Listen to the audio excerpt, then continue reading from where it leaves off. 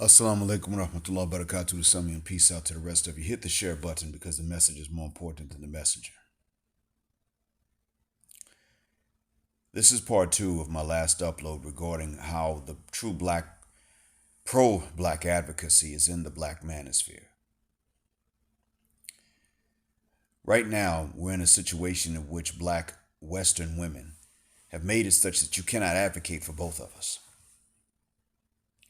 Let's be honest. Which ones of us, if we have to raise children by ourselves, are raising better kids? My situations are an anomaly. Apparently, I'm better at picking moms than I am at picking girlfriends and wives. And again, truth be told, good girlfriends and wives were not really an option to me until I left the United States. They just weren't an option. And well, let's look at the reason for that. It wasn't just me. I'm not the only one that faced that. I'm one of many brothers that's had to face that. Simply put, finding good girlfriends and wives amongst our people and amongst Western women in general is just not an option. You can't do it. It's not there because they've been trained and brainwashed and socialized to simply not be willing to treat you well if they're anything nice to look at, or hell, even if they're not. Brother Anderson rightly stated that a lot of Western black men are simply unaccustomed to being treated well by beautiful women. He's right. I had to leave to find that. I wasn't going to get that in the United States for the most part. Now, there were a few times I got it, but maybe twice. But when I didn't fornicate with one of them because we had been seen leaving the party together, and I didn't want her reputation to be ruined, so I knew we had to get back so she could pick up a friend, so that no rumors would get around that she had slept with black mind, because any woman that did was really going to be called a slut. And subconsciously, I knew this. She was upset about me making that decision for her betterment, and she never forgave me. And I didn't know that's what it was. I don't fault her. I don't blame her. To a certain extent, some things bothered her, but I didn't know what they were because I was inexperienced. But now for that I do. Because how do you get experience when everybody's saying, nah? So there was a lot of that. But for the most part, I went through that too.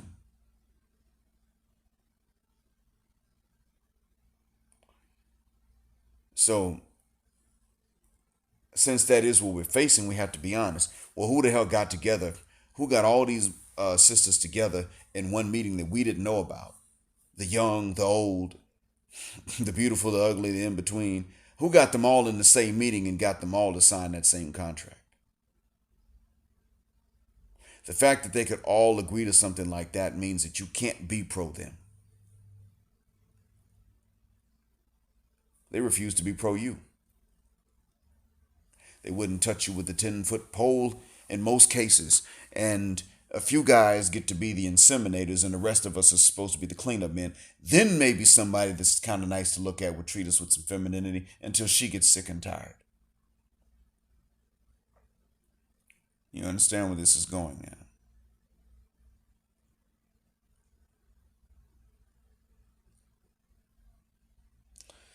So with that being said, the fact that we're not pro-Western black woman doesn't mean we're not pro-black. The future of the community lies with black men largely because black men are willing to sit back and say, okay, you know what? Enough with the N19 culture. No more N-word culture. Posing as culture. If sisters had beaten us to that, it would be them, but they didn't. No matter what they said, they screwed the guys from the culture at the expense of the culture. They said only these guys reproduce. And we're telling you this. They admitted this. They told Dennis Sperling this.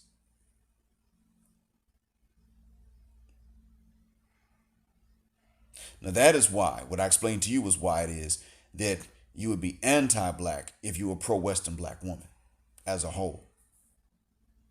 And we black men are still for the rights of Western black women to not be mistreated and oppressed. But that doesn't mean that anyway, you get the idea. There's more.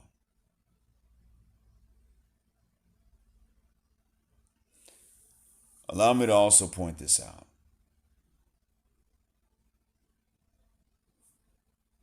When Shay Sade goes on her uploads or her live streams. We rock with her. When an interloper that had to fly across the pond to do her stuff goes on anything, we listen to the meat and we spit out the bones and chew it. When Shay Sade goes on, mostly we're chewing meat and swallowing meat. We don't have to spit out a lot of bones. I don't remember a bone from her until recently when she asked why it is that the Black Manosphere is rocking with Becky more than and Karen more than with the sisters, and that's not true. I never had to spit any bones out from what I did hear, because I didn't hear everything she ever said. I don't think I've heard anything anyone's ever said, but from what I've heard from her, I never heard a bone until this time. Miss Sade, allow me to nicely remind you that when your laptop gave out, by the time I found out about it, brothers had already contributed enough for you to replace it, and you were thanking us. I say us because I mean your audience. I wasn't a donor because by the time I saw anything, your laptop was already purchased. You would replace it and you were thanking everybody. So I learned about both the breaking and the replacement at the same time because brothers were that fast. Around the time of this, my laptop also conked out. I informed my audience my laptop conked out. I made sure it looks like it won't work because it won't, and I'm sorry for the delays in the uploads. I knew not to ask my audience. I knew not to ask my audience for anything like that. Enough to replace it. It wasn't their fault that they didn't do it. I'm not blaming it, and I knew not to ask. That's what I'm getting at. You can be a black woman, but because you are feminine and you are fit and friendly and all of these things, and you can be a married black woman, and brothers will come to your rescue. We did not say ask your husband. I am a married black man with responsibilities on me and children, and a lot on my plate. And I knew this is an understanding we have without it being explicitly said. I knew not to tell my audience, hey man, or to ask them even, hey, can y'all pitch in so I can replace it? I knew not to do it. It wasn't their responsibility, and it wasn't in them to do it. And as a matter of fact, one guy said to me, man, you need to control your temper, Black. No, the hell I didn't. I should have smashed the laptop. It failed. It wasn't working. I just made sure it looked like it so that when somebody saw it in the dumpster, they didn't think, oh, great, I got a laptop, bring it home. And then it frustrates them too. That's all. Plus, I've been going through a hell of a lot. So smashing the laptop was actually a smart thing to do. It lowered my blood pressure.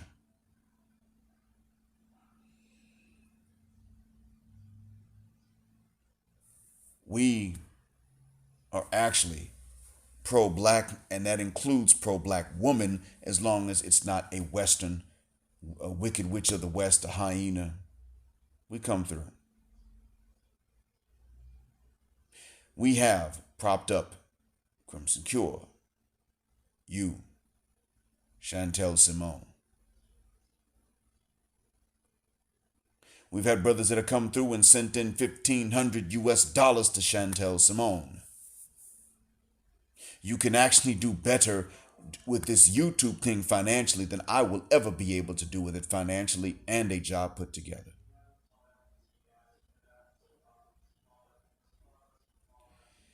As some of you can hear in the background, it's time for me to go. It's prayer time. Thank you all for listening. As always, black heart, black mind, blackout. Assalamu alaikum, black heterosexual, non-select male power because they don't like it. Black patriarchy till extinction of judgment day. And thank you for flying with me on Jet Black Airways, where jet black is a verb. Keep jet black with me till the wings and the wheels fall off. Gender, justice, forever.